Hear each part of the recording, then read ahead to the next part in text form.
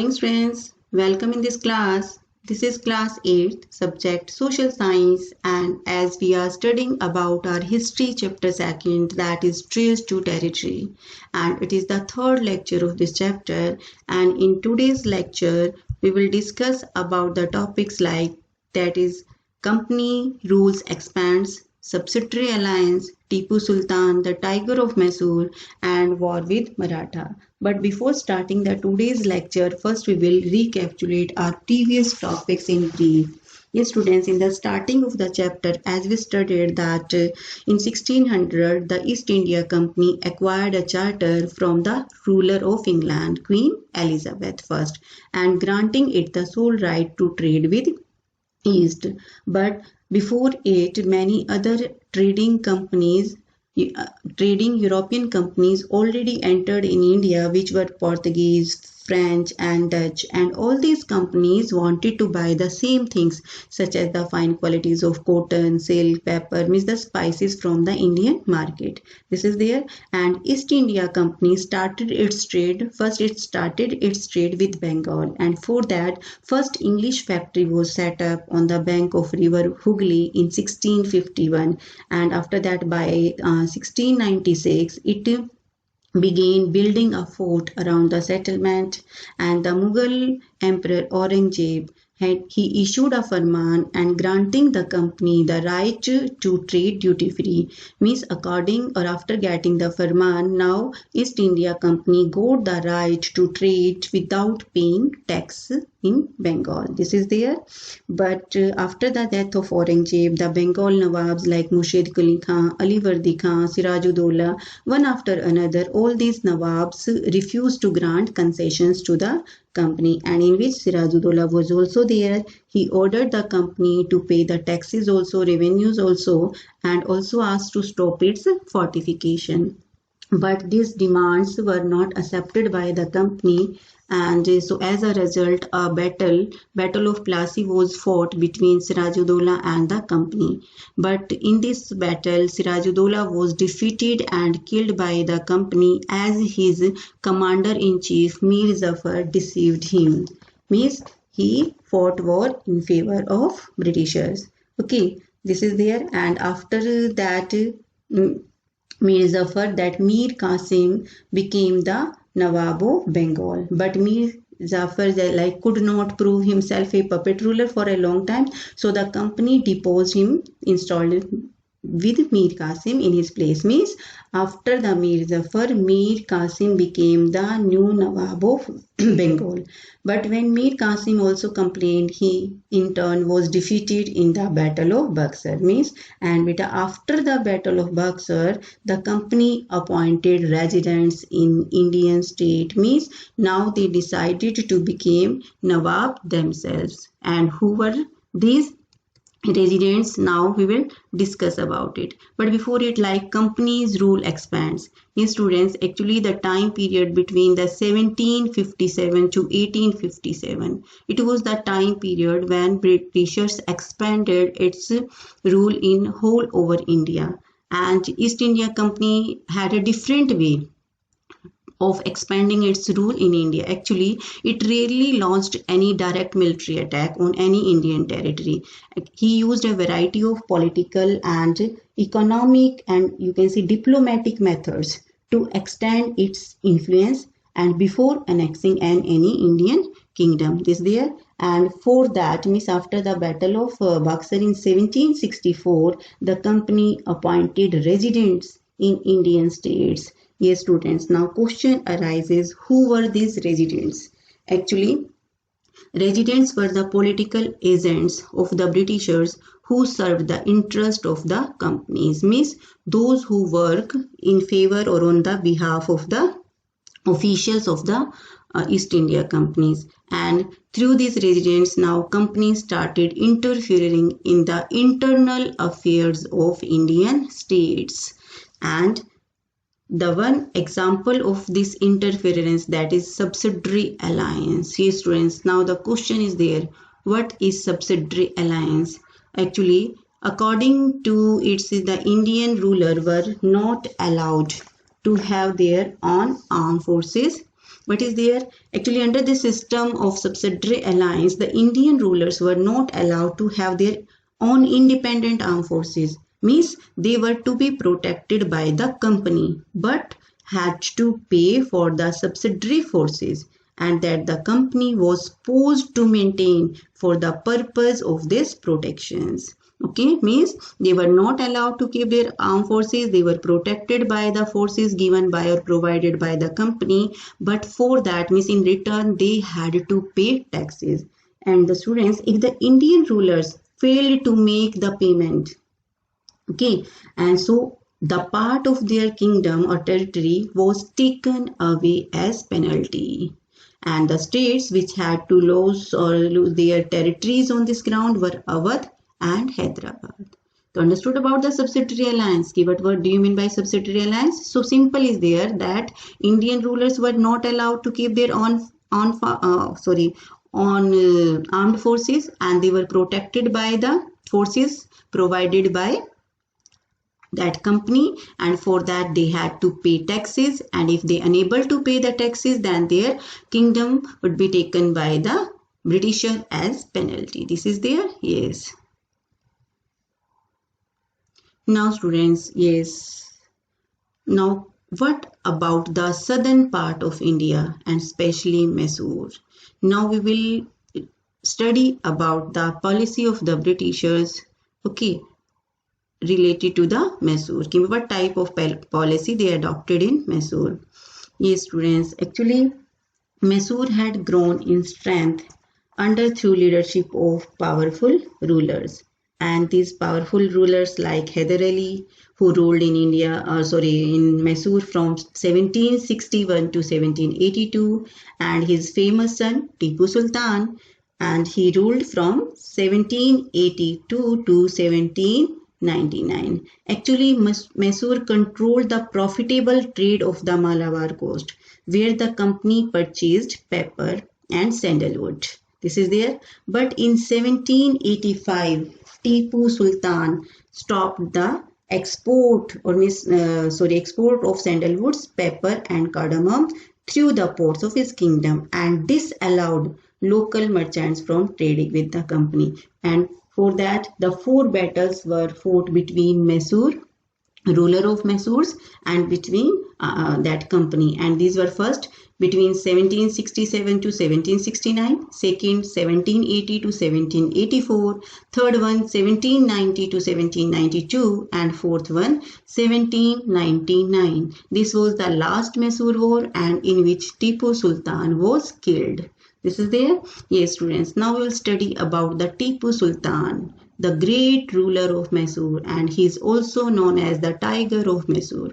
Actually what happened, as I told you that the Mysore controlled the profitable trade of the Malabar coast and got a large amount of profit, where the company purchased pepper and cardamom. Means company purchased spices from the Malabar coast or from the Mysore. But in 1785, Tipu Sultan stopped the export of sandalwood, pepper, means the other spices, through the ports of his kingdom. Actually, this port was under the kingdom of Mysore.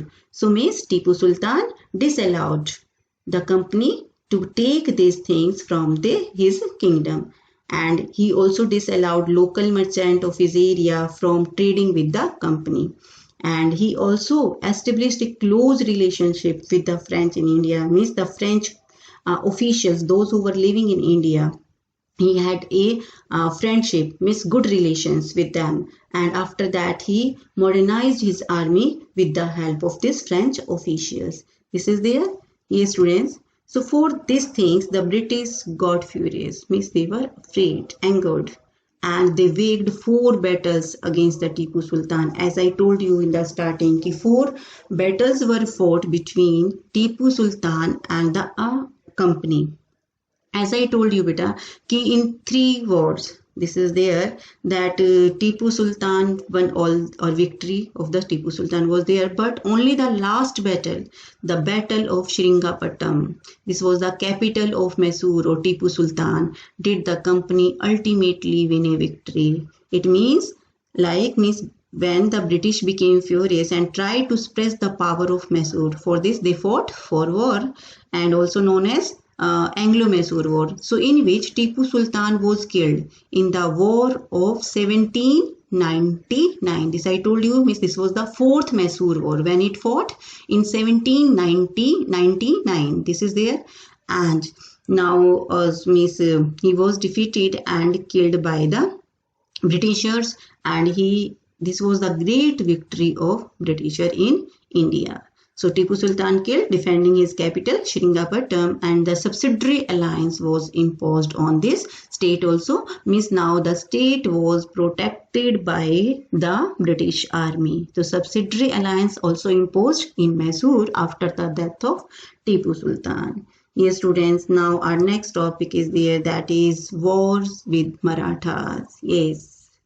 Actually, after the defeat in the Third Battle of Panipat, it was fought between the Marathas in 1761. They were divided into many states under chiefs which were known as Sardars and belonging to dynasties such as Sindhia, Holkar, Gaikwad and Moslem. Means many, now the Marathas were subdivided. Means then now no unities were there, and they established their small kingdoms, and many that you can say dynasties were there which were Sindhia, Holkar, Gaikwad. This is there, and the chiefs were held together in a confederacy under a Peshwa, principal ministers, and the head of this old dynasty was known as Peshwa.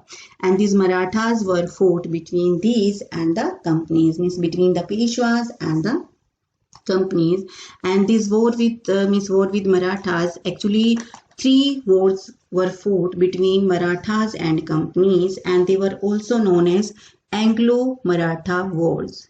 So now we will take a discussion on this all Marathas war. Actually the first Anglo-Maratha war began in 1775, and in this war there was no clear victory, and it ended in 1782 with the Treaty of Salbai. Means in this between the company and Maratha, no clear victory from any side. Second, that is the second Anglo-Maratha war, and it means the second Anglo-Maratha war began in 1803 and ended in 1805. This war was fought on different fronts, resulting in the British gaining part of Odisha and the territories north of the Yamuna river, including Agra and Delhi. Means in first Maratha war, no victory from any side. In second Anglo-Maratha war, means the victory of the Britisher, and according to this, the Britisher gained or got the part of the Odisha. This is their third Anglo-Marathas war. Yes, it started in 1817 and between 1817 to 1819, and in 1819 the company got success to crush Marathas' power ultimately. This is there, means the Peshwa was removed, and the company now had complete control over the territories south of the Vindhyas. Means beta, after this victory, now the company had control in the southern part also. This is there. Okay, now for that, actually the company made many new policies and law. The claim of paramountcy. Actually paramountcy means declared superior. And what was it? Actually East India Company under the leadership of Lord Hastings. He was the Governor General of India between 1813 to 1823. And he introduced a new policy of paramountcy. This I told you, like paramountcy means supreme power. Here please make it clear, actually the Lord Hastings and the Vaughan Hastings were two different persons.